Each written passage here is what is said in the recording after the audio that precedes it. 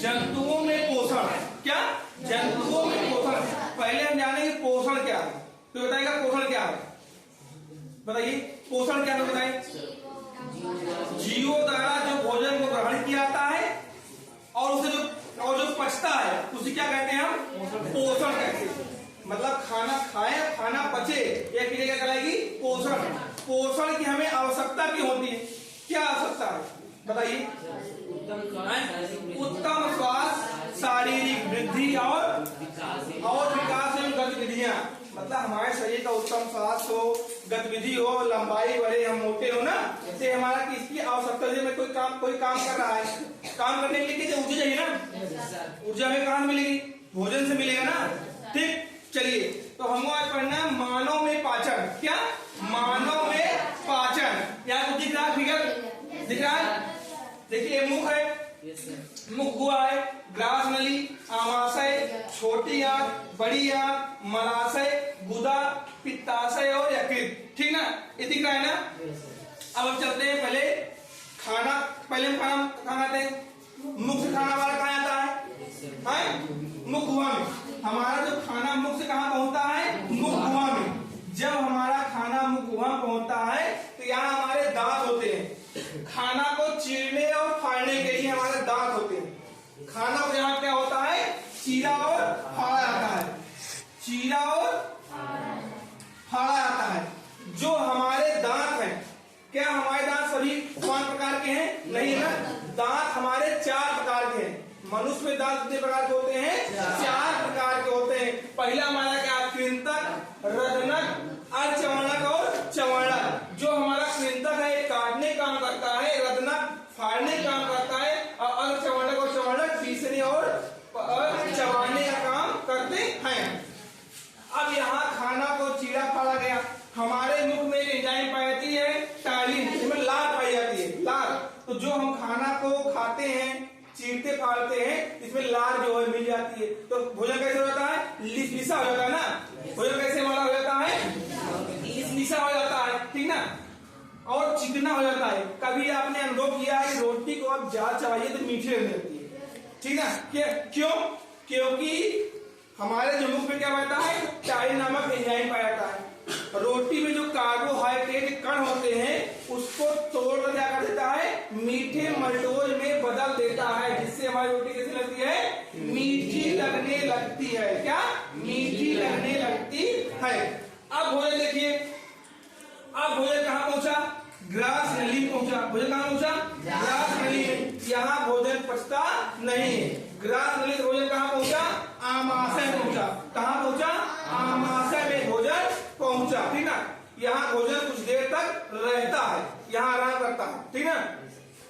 अब जो आमाशय की जो आमाशय है, आमाशय की जो दीवार से क्या निकलता है? कौन सा रस निकलता है? जठर, जठर रस निकलता है। आमाशय की दीवार से क्या निकलता है? जठर रस निकलता है। इस जठर रस में क्या क्या पाया जाता है बताइए?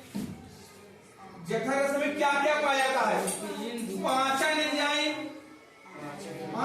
और क्या है? HCl, हाइड्रोक्लोरिकल और बताइए और क्या पाया जाता है? श्लेष्म पाया जाता है। क्या पाया जाता है? श्लेष्म पाया जाता है। जो ठीक ना। अब जो हमारा पाचन एंजाइम है इसमें 2 एंजाइम निकलती है। एक होती है पेप्सिन। क्या निकलती है? एक निकलती है पेप्सिन और दूसरा क्या निकलती है? रेनिन। जो हमारी पेप्सिन है ये किसका पाचन करती है? ये प्रोटीन का पाचन करती है। जो हमारा रेनिन है ये दूध को दही में बदलता है। अब हमारा बचा क्या? श्लेष्म। जो हमारा श्लेष्म है, जो हाइड्रोक्लोरिक अम्ल है जो निकलता है, ये किसको बचाता है? जठर रस की दीवारों को बचाता है। जो हमारा श्लेष्म है, जो हाइड्रोक्लोरिक अम्ल निकलता है उसको बचाता है। कौन? श्लेष्म बचाता है। अब देखिए लास्ट देखिए क्या बचा है? HCl, हाइड्रोक्लोरिक अम्ल। ये क्या करता है? भोजन में जो कुछ अगर जीव आ जाते हैं उनको नष्ट कर देता है। और दूसरा क्या करता है? दूसरा क्या करता है? भोजन को अम्लीय बनाता है। क्या?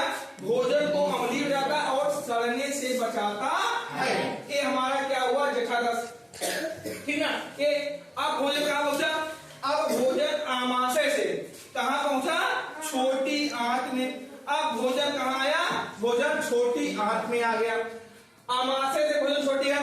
छोटी आंत में क्या पाया जाता है? पित्त रस और अग्नेय रस पाया जाता है, जो प्रोटीन और वसा का क्या कर लेता है?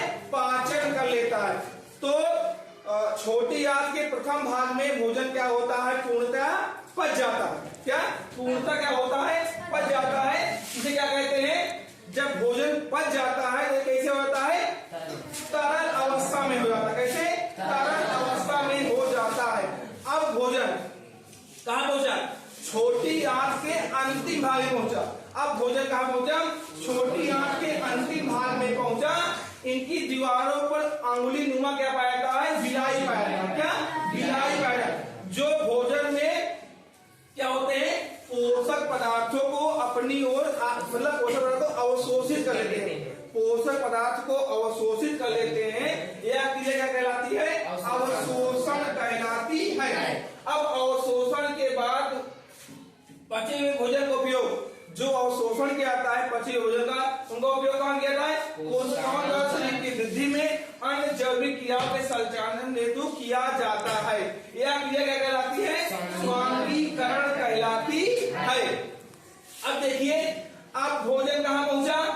अब भोजन का अनुपयोगी भाग, भोजन का अनुपयोगी भाग कहाँ पहुंचा? बड़ी आंत पहुंचा। बड़ी आंत में सिर्फ क्या होता है? जो भोजन का अनुपयोगी भाग यहाँ पहुंचता है, उसमें जल क्या किया जाता है? अवशोषित कर लिया जाता है। अब जो बचा हुआ भोजन है अर्ध ठोस भाग में कहाँ एकत्रित होता है? मलाशय में एकत्रित होता रहता है, जो समय समय पर गुदा के द्वारा बाहर निकाल दिया जाता है।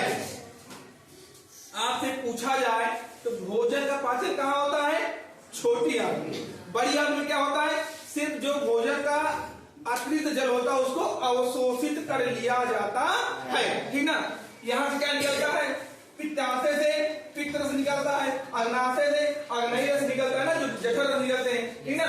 इस तरह से हमारा जो भोजन है वो पचता है। हमारे शरीर का सबसे कठोर भाग होता है। हमारे शरीर का सबसे कठोर भाग कोई बता सकता है? इनेमल। क्या है? इनेमल। ये दांत की ऊपरी परत है। क्या? दांत की ऊपरी परत होती है, जो शरीर की सबसे